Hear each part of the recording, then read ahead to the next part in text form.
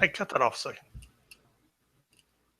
Cut what Or off a we can second? talk over the live section, or we can just talk over it. Once you stop a broadcast, I have to start the whole thing over. Okay, fine.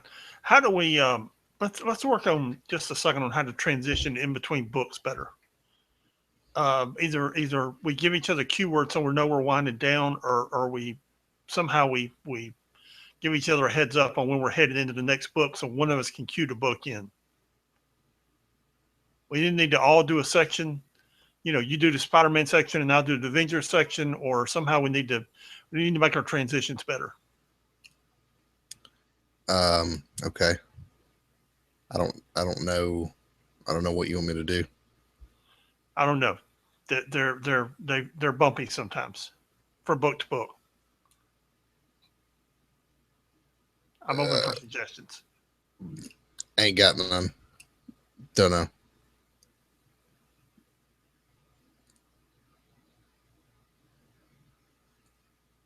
I'm Okay. thinking. Well, I'm thinking.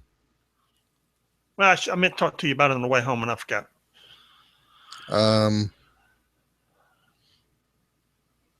see, I just don't know. I mean, yeah, we could use a keyword, but what do you? I don't Yeah, we even can't know. cue each other with hand signals. No. I,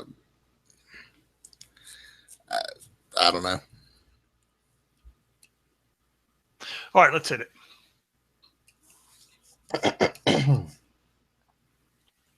Why is Sarah Silverman at the DNC? Oh, good lord. Um, Because all all the right. Hollywood types want to be represented as Democrats, and none of them want to be seen as Republicans. Well, when Donald So Trump's you're going to running, see how do you lots blame him? when you're going to see lots of Hollywood types at the DNC and none of them at the RNC. Well, Sarah Silverman's been a big time Bernie Sanders supporter, so she's been she's done a lot. But anyway, all right. Website. Okay. We didn't have any X-Men books this week, did we? No. Okay. All right. You ready? Yep. All right. Starting in 3, 2, 1. What is up? I am Pat, I'm Sean.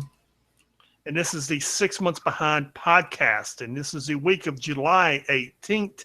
And we're here to talk about the wonderful books of Marvel Unlimited and the issues that were presented to us this glorious week.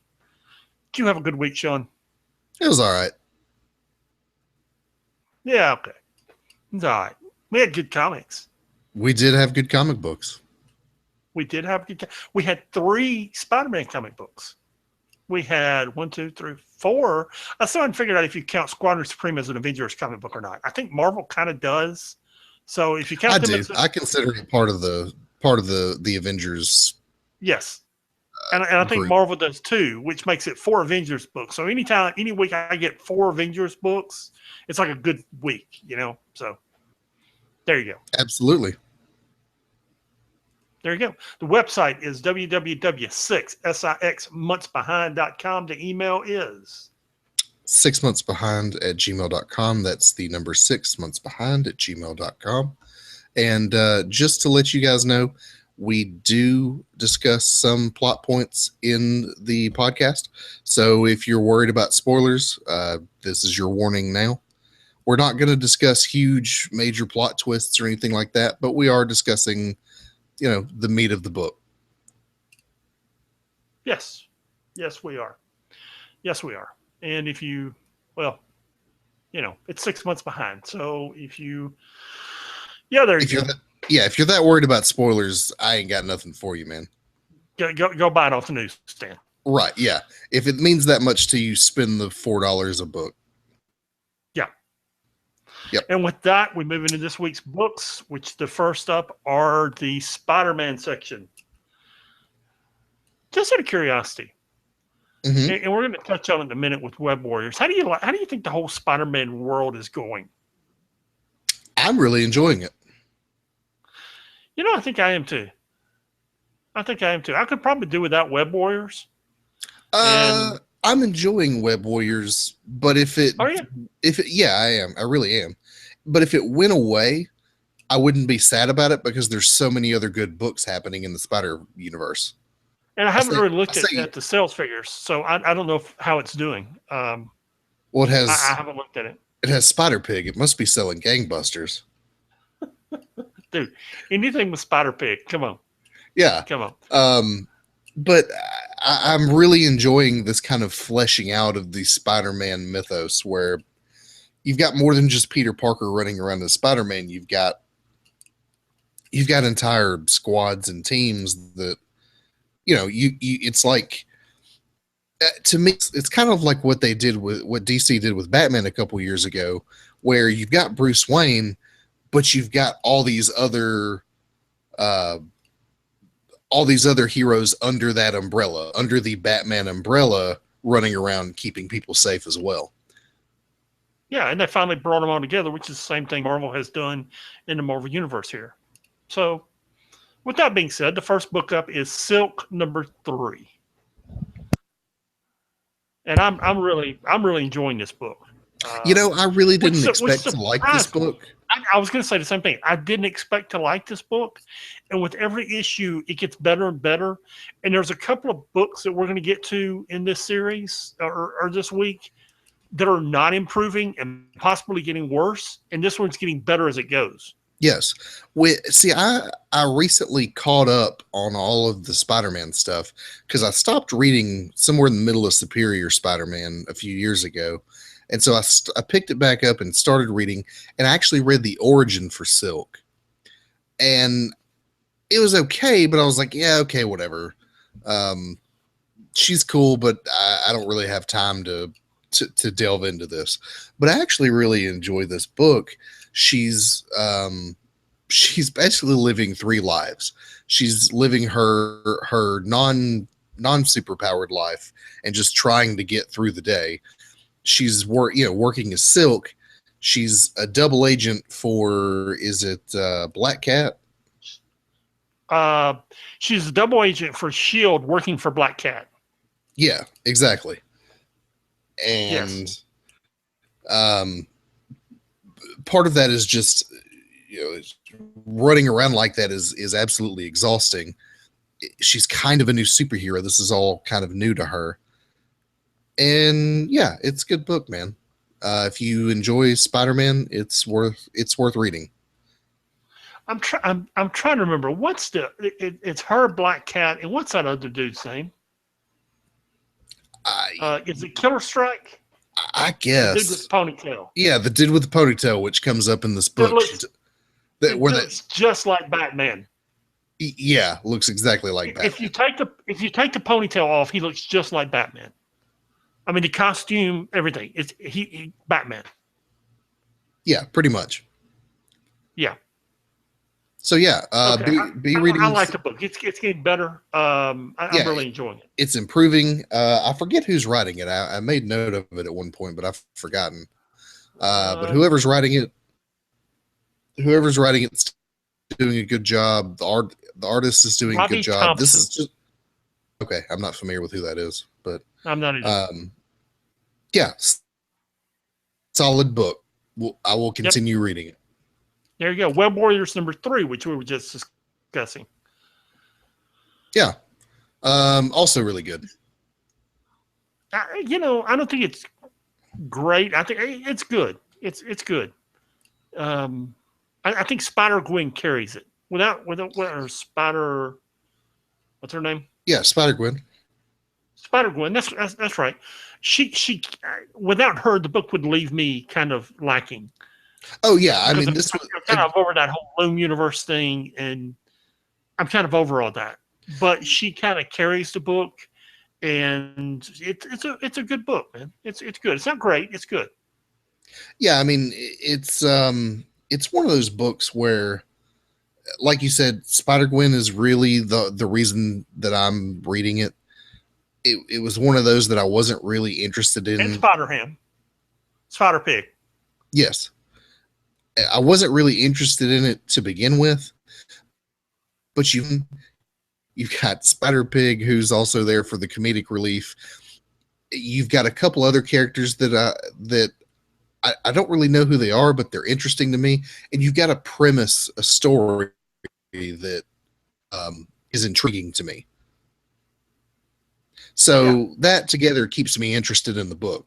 Now, we'll see where it goes. They've got this whole thing going on with this Electro Squad that's basically the antithesis of the Spider-Man squad they've got going on. They've got a bunch of different Spider-Mans from different universes going and protecting universes that don't have Spider-Man. So you've got this group of Electros who are essentially the same thing, a group of Electros from different universes who are doing crime across the multiverse. Yeah. I enjoyed it. I enjoyed it. Yeah, it's a solid read. Yeah, Spider-Gwen number 4. I'm sorry, you were going to say something. I was going to say it doesn't suck. Ah, there you go. It's not a ringing endorsement, but Spider-Gwen number 4 is much better than not sucking. It's a pretty good read. It's good. It was very good.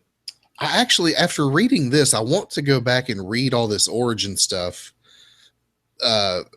Where she's from a different universe where Peter Parker became the Lizard, and I tell you, man, I went back and read it a few weeks ago. Did you? There's not that much there. I mean, you learn more about it this issue than you did in the issue where it happened. Oh, is that so? Yeah, I mean, there's just really not much there. I mean, because Spider-Gwen was a throwaway character when they were creating all these multiverses, these characters for that crossover event in the Spider-Man books. She was a throwaway character just like the rest of them. Yeah, and it turned out to be a big hit. In popularity, and now they're having to go back and flesh out her universe, much like they did the Ultimate Universe. To me, I think it was a really good idea. You take Gwen Stacy, who is a very popular character, and you turn her into Spider-Man and make her Spider-Woman. I don't see why. I don't see why she wouldn't be a huge deal. But this book was really good. And I can tell you, this book is selling very good. This number 4 is so good. If you look at what's selling now, this thing is selling really good. Sidebar: Paul Simon's literally performing "Bridge Over Troubled Water" at the DNC. Well, he didn't perform it when I saw him in concert, so I'm glad he's performing it somewhere. Anyway, yeah. But I'm not bitter about it. It's okay. Spider-Gwen. I really enjoyed the tension that she has with herself over this fight she's having with Harry Osborn. She's having this crisis where she knows she's handling this wrong, and she's doing it anyway. She knows she just needs to yank her mask off and say, "Harry, it's me," and she just won't do it. And she's afraid she's repeating the same mistake that she did with Peter, and she's afraid she's going to lose another friend. And I thought that tension was really good. Also enjoyed the Dungeons and Dragons references. I knew you'd enjoy that reference. Yeah, I sure did. There you go. It was also it wasn't just that it was the D&D reference. You also get where Harry Osborn got the Green Goblin name from. Yes, he was a character that Peter created for the D&D game. Yes, when they were kids. Yes, I was a little confused by that, so I had to go back and read it a couple times because I kind of skimmed over it, and then I had to go back and reread it and figure out which one of them created the character, and it was Peter Parker who created the character. Yeah, and apparently the Peter Parker from the DC universe had some sort of like mean streak. I don't know. I don't know. It was yeah. That seems to be the prevailing theory. Anyway, Great book. Also another Spider book you should be reading. Yes. There are no X-Men books this week. None. Not a single X book, not one. I think we're going to get a couple next week, so I think we'll be all right. There you go. On the bright side, we have 4 Avengers books this week. Woo! Yes. I love my Avengers books. Yes. The first of which is New Avengers number 5, which I really enjoyed. I did. But I'll tell you, one of the reasons I enjoyed it is I thought when they wrapped up that storyline with issue 4, I thought it was one of those things they were going to leave hanging for like 5 or 6 years. And instead, okay. they immediately leapt into it in issue 5. In the first couple of pages, you're kind of confused, but they catch you up immediately and show you what's happening. Yeah, essentially, your first couple pages start, in the future, where Wiccan has been taken over by this entity that they were fighting in the last couple issues that they introduced in the last couple issues. Who I think is a really cool villain. You've also got the Maker, who's kind of behind it all, which they haven't figured out yet. Yeah, I like the Maker's just lurking in the background. That's pretty cool. He has quickly become one of my favorite villains. Yeah. And I also like Moradin, which is the Cthulhu-like dude that they're fighting, who's taken possession of Wiccan, because I'm super into that whole thing. I like the idea that Natasha Romanoff is head of the Avengers Initiative and S.H.I.E.L.D. now. And you've got Danielle Cage as Captain America, which you understand that's Luke Cage's daughter, right? Yes. Okay. It took me a minute to figure that out. I was like, who's this one more Captain America we've got running around? And I realized, oh, okay, it's Luke Cage's daughter. Yeah, I really enjoyed the book. I just continue to enjoy this book. I'm not sure there's an Avengers book I'm not enjoying. Some more than others, but they're all good. Yeah, all of them are really good.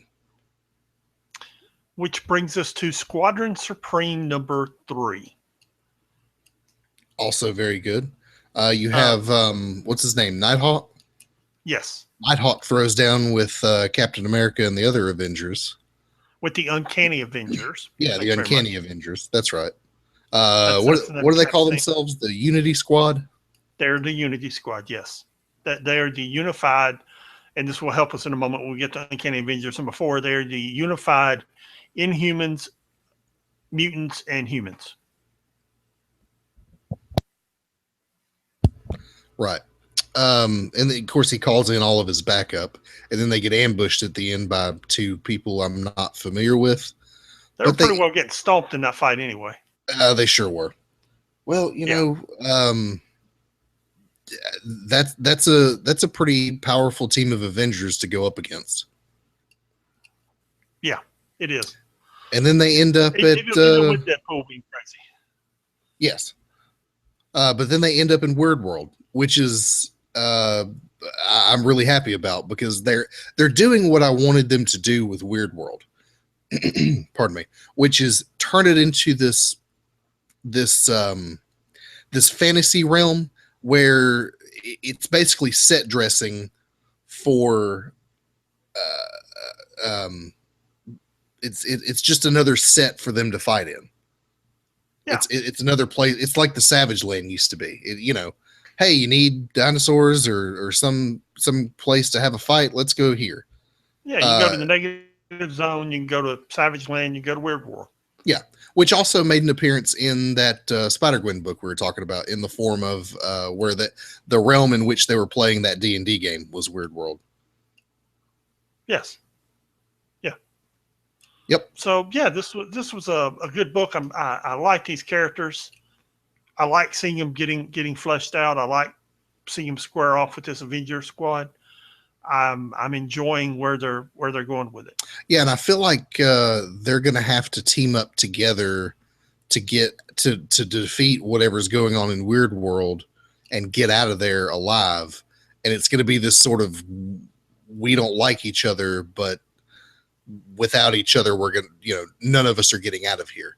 So we're going to have to put our differences aside for the moment and work together, which will be an interesting story if it's going where I think it's going. Yes. Now, what I really liked was Ultimates number 3. Oh yeah, this was really good too. This was This book just this book just keeps getting better. I I I really enjoyed this book. I really did. In a synopsis, the Kree are a little bit irritated that the Ultimates have taken it upon themselves to change the order of the universe by making Galactus a force for good. That Earthlings once again have disrupted things in the universe without bothering to consult the rest of the empires in the universe. And Gladiator is the head of the Kree Empire, is not the least bit happy about it. So Captain Marvel, Carol Danvers, goes back and consults with the rest of the Ultimates and says, hey, maybe we don't need to be doing this. And they're like, well, it's kind of too late. Yeah, it's kind of like, well, we already did it, so yeah, we're already doing it. We've already done it, so here you go. And there's one panel where she's just kind of got her head in her hands. Dude, it's really funny. It really is.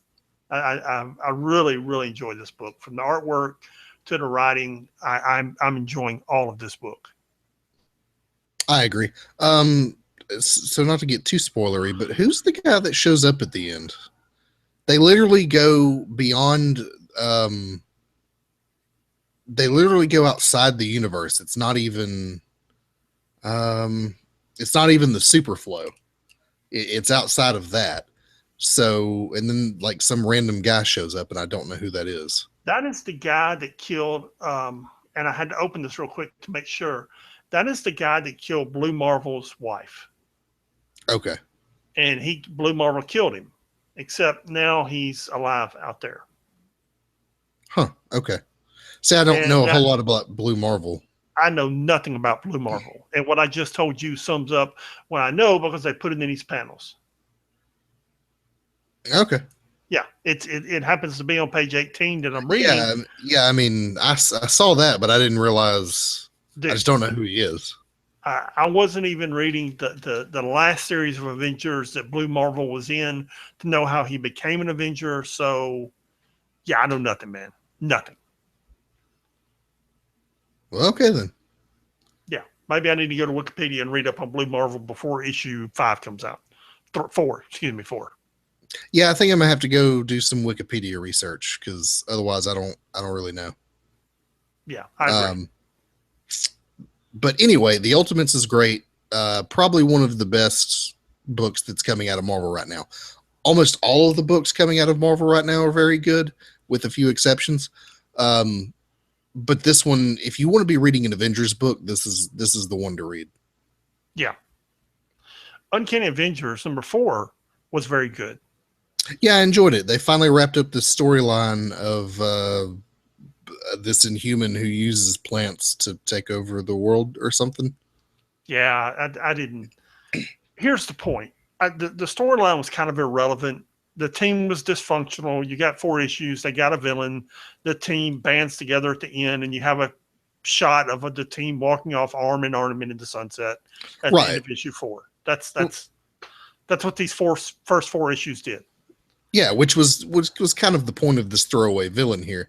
But it turns out he may not be as throwaway as we think. Right. And then there at the end, of course, it looks like Cable's going to be sticking around for a little while to lead the team. Yeah, and Captain America gives him a reason to stay around too, which I found very interesting. Yeah, sure did. Yeah, and you and I discussed this on the phone. There's a very humorous scene where something that's never happened in comic books before, which is one of the heroes runs out of ammo, be it Punisher, Deadpool, whoever, runs out of ammo, and he sends Quicksilver out. Actually, he sends Quicksilver to his house to get the ammo. Well, first he asks Cable, and of course Cable doesn't have that type of ammo, so he sends Quicksilver to his house, and Quicksilver just, I forget the exact quote, but his basic reply is, "This is America. There's a gun store on every corner. Here's your ammo," and the gun owner refused to come without helping you, or refused to give it up without coming to help you. So now you got the gun owner standing there helping Deadpool shoot the plants. Yeah. Well, yeah, it was funny. I'd call that an accurate depiction. Yes, it was pretty funny. Yeah. So the accurate depiction of the panel, or a gun shop on every corner in America? the whole thing, the gun shop on every corner in America, and the overzealous gun owner who wants to help. Yes.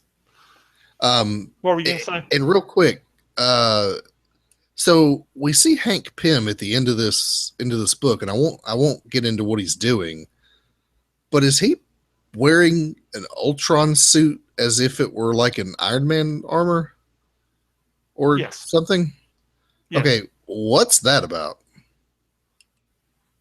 Buddy, you know as much as I do. Yeah, I'm just saying. When did I don't read as far ahead in spoilers as to know what that's about. What I do know is Hank Pym has gone quite mad several times, and it's possible he has so again. That's what I was getting into. Is it possible Hank Pym's gone off the rails again? Yes. Alrighty, that'll be interesting. Yes. Moving on. Silver Surfer #1. Yeah, you sent me a text, and I think we talked about it, maybe on the phone, where you were just raving about this book. I really enjoyed it. Well, I read it, and I thought, yeah, this is the same Silver Surfer book that Dan Slott's been writing for 2 years now, and I've been enjoying for 2 years now, and I've been trying to get you to read for 2 years now, and it's no difference. So, well, to me, it reads like an episode of Doctor Who. You've got the guy from space who picks up the chick from Earth, and they go and explore and help fight evil in space, and then they come home, and they're visiting, and something happens, and the Silver Surfer's like, okay, we gotta go deal with this, and his girlfriend goes with him, and her sister's like, wait, what should you be going with him? And she's like, oh yeah, we do this all the time, which is exactly what happens in Doctor Who. So that's the way it's been since Dan Slott's been running it. Then apparently Dan Slott's doing a really good job. That's why I enjoy this is Dan Slott has taken it from a depressed, sad Silver Surfer and fleshed him out and given him a personality and given him a girlfriend. If you go back and read the previous issues, they go on a date. Not in this series, in the previous series. They go on a date and actually go and visit some of their friends they met on some of their previous adventures. He's made him happy, and it's just a pleasant surprise. Now, don't get me wrong. In those 18 issues, they weren't all happy issues, because there was you had an evolving relationship between, I can't remember the young lady's name, between he and his girlfriend. And it took a while for her to come to grips with the fact that he had destroyed and helped kill billions of people, so trillions of people maybe. So it, there was lots of tension there. And of course, there were some Galactus scenes. There was other fights, but he's made him happy, and it's made for a good book. So yes, he's Dan Slott. Yes, it's a good book. Yeah, and this is what gives me faith in Dan Slott. He's done great stuff with Spider-Man over the years, and he's doing good stuff with Silver Surfer here. So he's got a little credibility in my mind to kind of do whatever he wants. Sure. And if you're enjoying this, or if anyone's enjoying this, I would encourage you to go back and read the previous series that Dan Slott wrote, and they ended it for Secret Wars. And essentially this is just picking up where the last series ended. Yeah, I was going to say, it seems like this is one where they didn't really deal with Secret Wars. They just picked it back up. No, they just picked it back up. Now, here is something that you don't know. It's a football line. Never mind. In this is actually a very serious plot twist. In the previous series, her father, and sister are dead. And in the last 3 or 4 issues, they're given the choice to reshape the universe and bring her father and sister back to life, and they choose not to do so. And now in an all different Marvel universe, they're alive. Her father and sister are there, and they're alive again.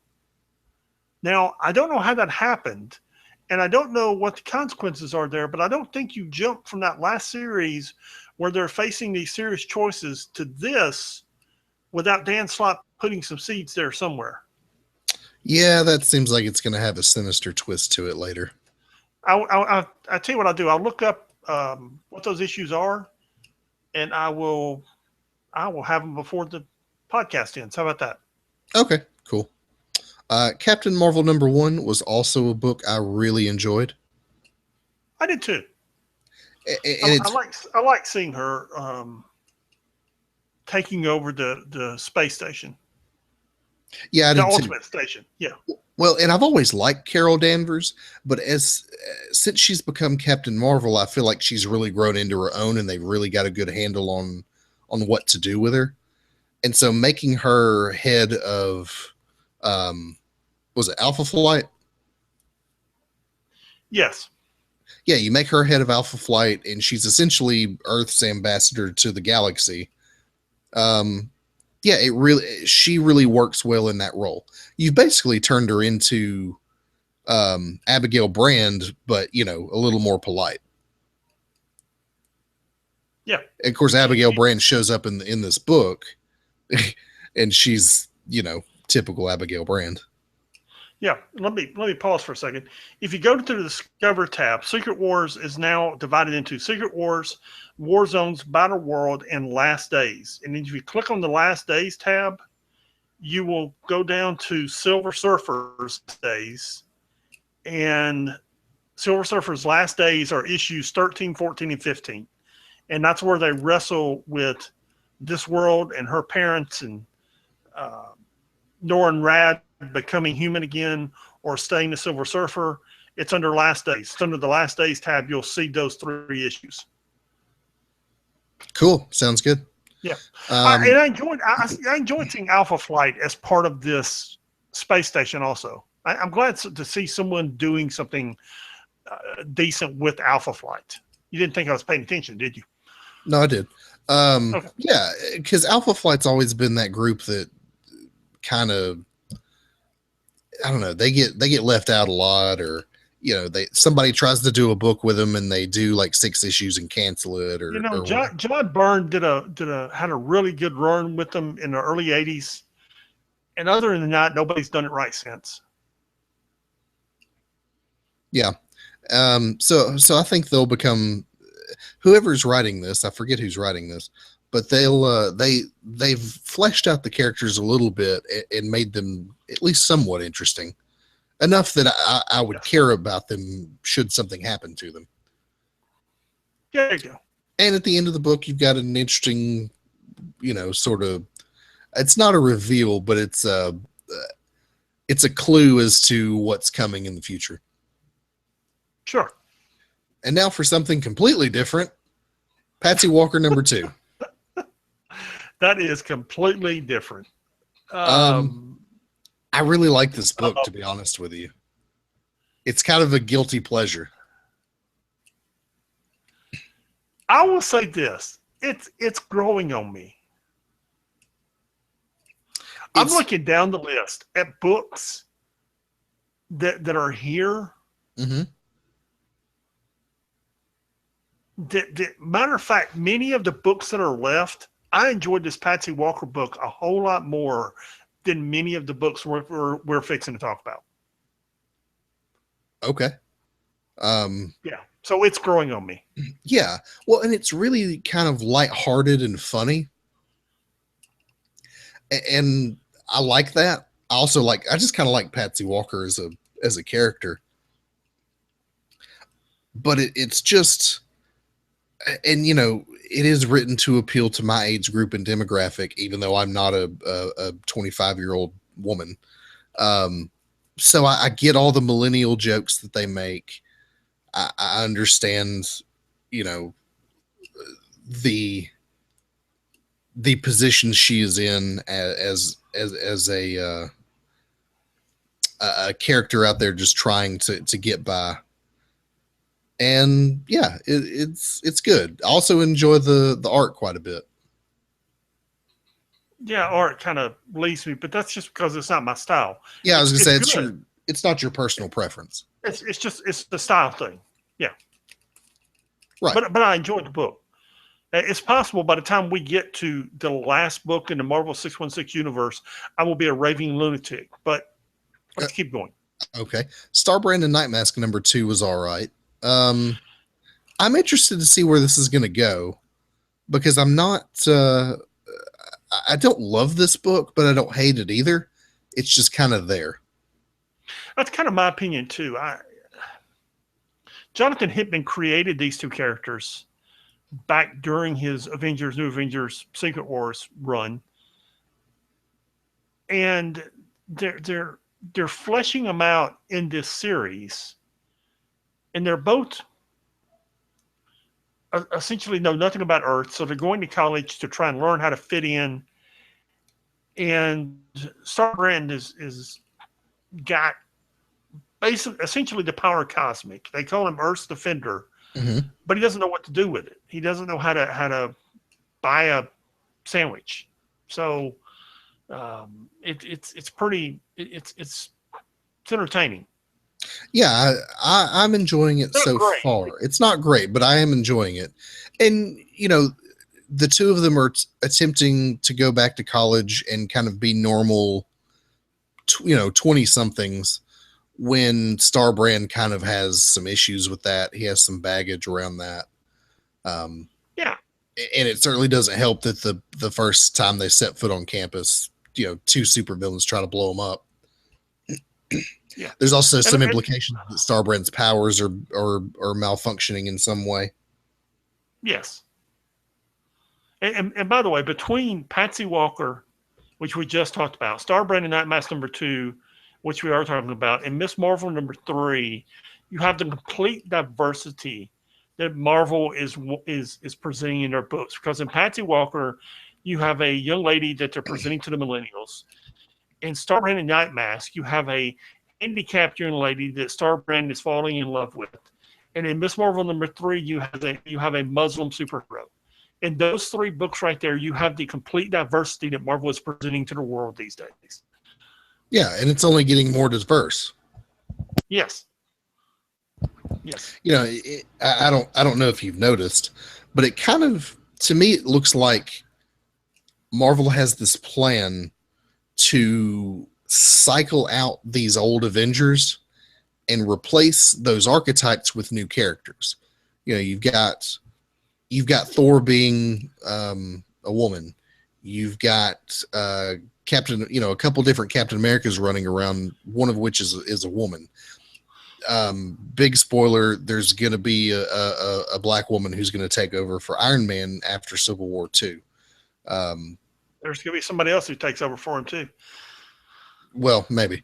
So you've got. I just read October's. Books today. There's going to be somebody else. Right, and so you kind of have this passing of the mantle that I think comic book companies always want to do with their characters. Marvel's figuring out, if they do it very slowly and in the right way, you can keep the same Avengers but have different characters and tell different stories. How bad a spoiler is it if we jump like 9 or 10 months ahead? It's pretty bad. Okay. We won't do that then. Okay, yeah. We give a minor spoiler warning at the top, but I don't think we want to jump that far. Okay. Speaking of Miss Marvel number 3, this book keeps getting better too. This is one of the books that just continues to get better and better.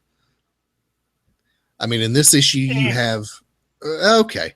Well, in this issue, you have the wrap-up of this thing going on where this evil corporation incorporated is brainwashing people with nanotech and in the aim to gentrify a New Jersey neighborhood. And go ahead. No, you go ahead. And I really enjoyed the bit where Kamala Khan has to team up with her friend's girlfriend, who she may or may not have feelings toward, and who she kind of has animosity towards this girl for taking her friend away from her. And they have to team up in order to beat this. and you kind of, there's a mutual understanding between the two of them where she realizes, okay, he really does, she really does love him, and I need to just let them explore their relationship because I was too slow on pulling the trigger, and that's my fault. Yeah. What were you going to say? Well, first, I'm over teenage love stories. Well, Second, I you know, enjoyed the fact that they took Dr. Faustus, who is a very, very old villain, and with nanotech made him relevant in the 21st century. I didn't even And realize he was somebody that we knew. yes, he is. He's an old Captain America villain Oh, from okay. the 70s. That makes sense because the Hydra's behind this whole thing. So, Yes. Also, I enjoyed the fact that there was no, even though she resolved the issue with her neighborhood, there was no happily ever after for her at the end of this issue. Right. Yeah. I mean, I she's essentially, because of misrepresentation, she's got this whole neighborhood mad at her for no real reason. yes. So, yes, she saved the day, but it's not like things just went back to normal. Right. So, yeah, it was all right.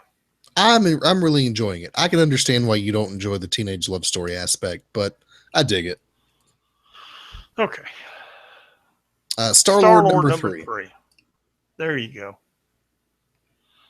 This book's been The okay silence too. speaks volumes. Uh, No, the silence speaks volumes. It do. Come on. it's okay. It's not great. I'm not loving it. It was, I keep talking about how there's books that I don't expect to be any good and I get surprised. This is one of those books that I was on the fence about reading, and I'm still kind of on the fence about reading. Yeah. It's essentially an origin story for Peter Quill, and that's cool and all, but I kind of just don't care. Yeah, I don't either. And I don't like that they're remaking Yondu, and I just don't like any of it. It's yeah, okay, whatever. I'm over it. All right then. And in another Guardians of the Galaxy book, Drax number 3. Yeah, I'm over it. Yeah, this book It- sucks. This book I sucks. I want CM Punk to succeed. He's not. It's the plot's not going anywhere. The art is mediocre, Yeah. and it's just not. I tell you what, this book and Hercules number 3. Well, this book just isn't. It's just not going anywhere. I mean, he's Drax, dude. You want to see him being someone. You don't want to see him being a bad detective and then having a bartender tell him he's a bad detective.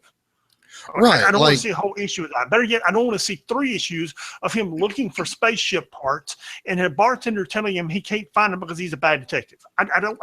That's dude. It's Drax. Okay, find him somebody to stop and let the blood flow. Drax cracks skulls, and that's what he does.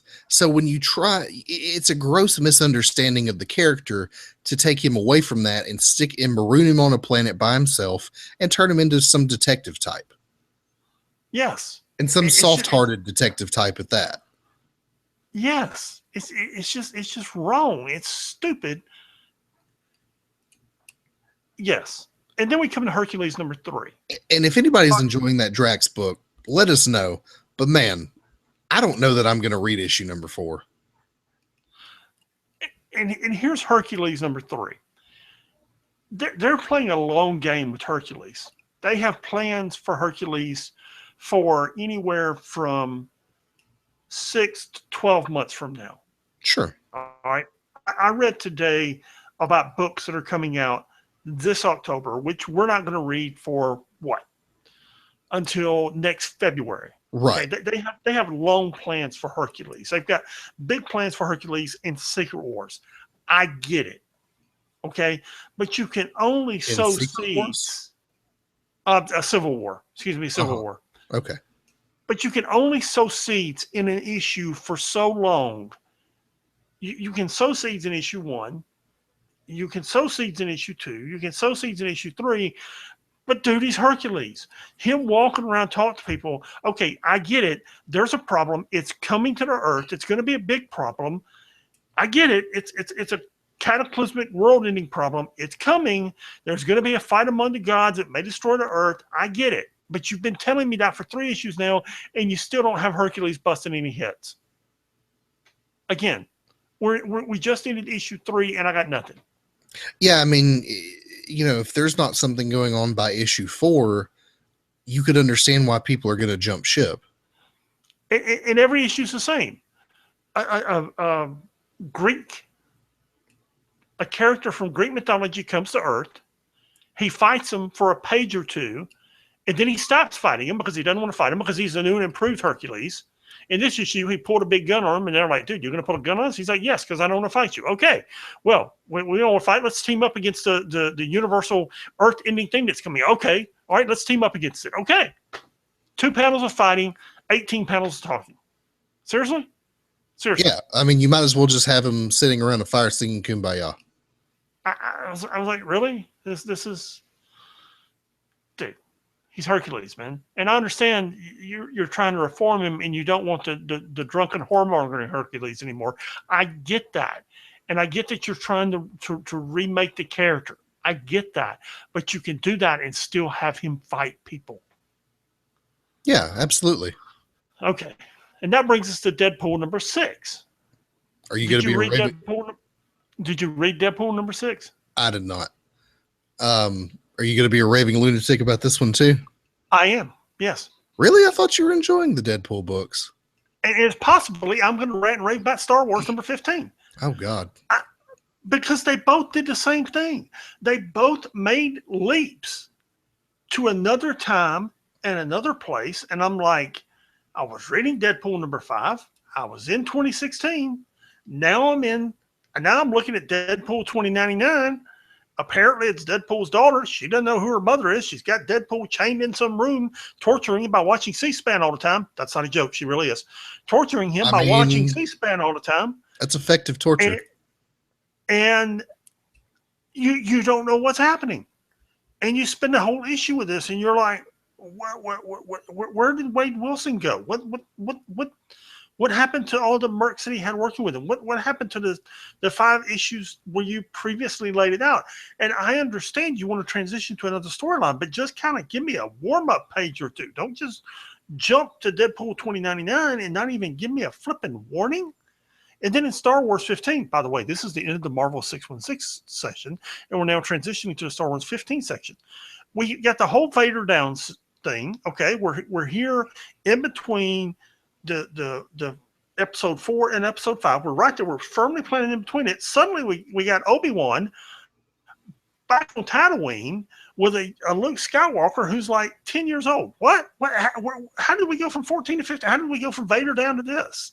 With no transition, no explanation. It's not a miniseries. It's the same book. Where did we make this transition at? To be fair, they gave you a heads up at the end of the last issue. Why? I mean, what happened to Han and Luke, and I mean, where did they all go? Well, you've gone back in time here. Why? Because I don't know. Because they feel the need to tell this story. They've been rolling out series after series after series where they've been telling other stories. Roll out an Obi-Wan series and tell it in that one. Why are you telling it in the main Star Wars line, which you've clearly got set between episode 4 and episode 5? Well, see, here's the thing. In the previous Star Wars books, you had Luke Skywalker go to Kenobi's hut on Tatooine and find his journal.